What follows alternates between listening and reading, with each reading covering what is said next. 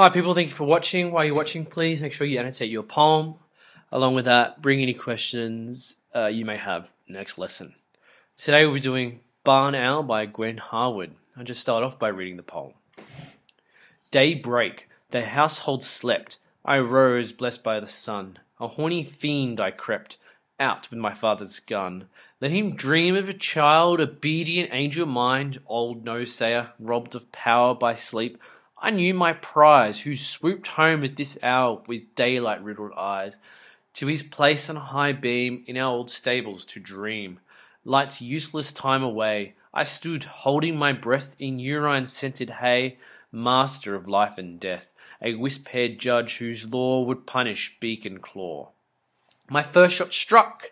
He swayed, ruin beating his only wing as I watched afraid by the fallen gun, a lonely child who believed death clean and final, not this obscene bundle of stuff that dribbled through the loose straw, tangling in bowls and hopped blindly closer. I saw those eyes did not see, mirror my cruelty. While the wrecked thing that could not bear the light nor hide hobbled in its own blood, my father reached my side, gave me the fallen gun. End what you have begun. I fired. The blank eye shone once into mine and slept. I leaned my head upon my father's arm and wept, owl blind in early sun, for what I had begun. Alright, so let's get into annotations. So the poem, the theme, it's demonstrating the loss of innocence and individual growth of a child through rebellion. And it's written in a first-person narrative, and it's a Bildungsroman. It's a German word, and it's just basically a story of individual growth and development. While this child is growing from innocence to not, I guess. So day breaks. So this is where action takes place. So it's early in the morning. We have these contradictory words here, blessed and fiend. So it shows the innocent, but also with the potential evil within the child. Father's gun. So the father here is obviously a symbol of power and authority, and so too is the gun. And an obedient angel mind. Here we are mocking the father's view of him. The mood of the stanzas of anticipation and excitement, so we can see that the child is quite excited about what he's about to do. We can see that with the word I crept. While he's being sneakily, he obviously something that he wants to do. Old no-sayer, so referring to the father. Obviously the father, more than likely looking out for the best interests of the child, quite often tells the child no. Robbed of power by sleep, so this child gets to assert their will with this temporary freedom. There's not much the father can do while he's dreaming and while he's looking for his prize. And here we are referring to the barn owl. Urine-scented hay, we have olfactory imagery. The reader, what this allows us to do is to smell. When you say that, you can begin to smell. You get an idea of the atmosphere which the child is in. Wisp-haired judge represents the child as a judge, but highlights immaturity. So wisp-haired just means quite thin on the top, straw-like, something similar to what a young child would have. Would punish beak and claw. Language is deliberately brief and figurative. The idea is to try and create this tension.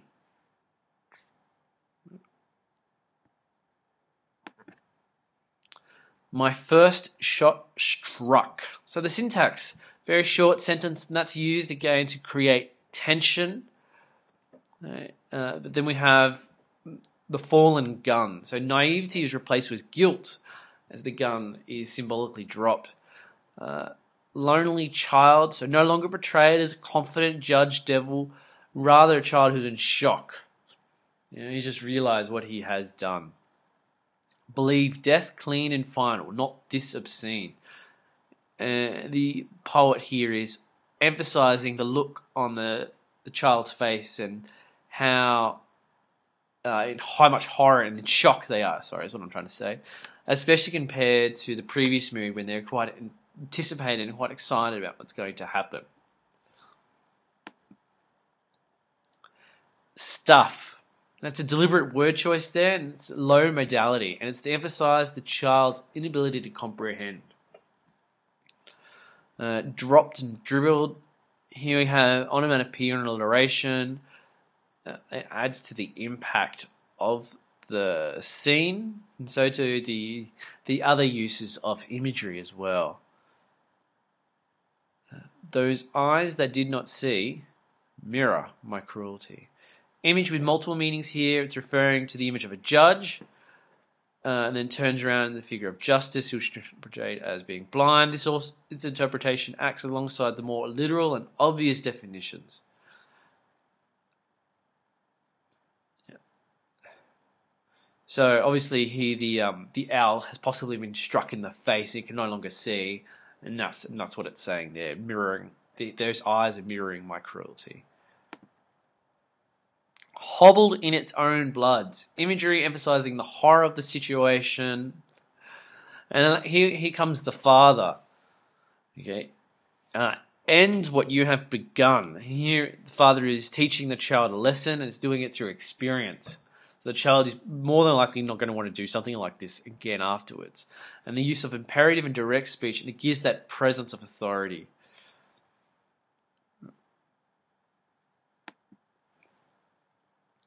Okay. In the father's arms, the child wept, so symbolically representing the loss of the child's youth, its innocence, and that's its punishment. That loss of innocence is this child's punishment. It's owl blind. The metaphor convey their sadness for what they have begun. Is the journey to maturity. So. Begun a new life as an adult. So they're exiting the realm of childhood and now edging towards becoming an adult, and they've lost that innocence. Alright, so that was today's poem. I really liked it. I think it's quite dark, and I hope you appreciate it too. Thank you very much. Enjoy the rest of your day.